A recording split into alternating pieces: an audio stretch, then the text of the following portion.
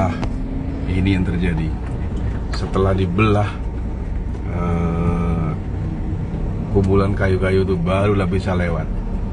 Masya Allah, setinggi ini nih. Setinggi ini, Masya Allah. Wah, ini harga kayunya luar biasa ini.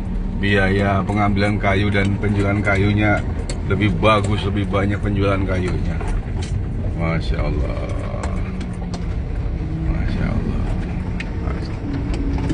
Besar banget bang. Besar banget.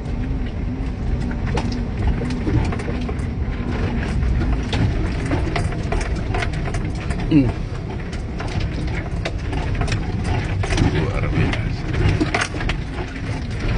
Kayu dengan kulitnya yang sudah tidak ada. Artinya bukan baru tumbang. Udah lama tumbang itu berarti ini.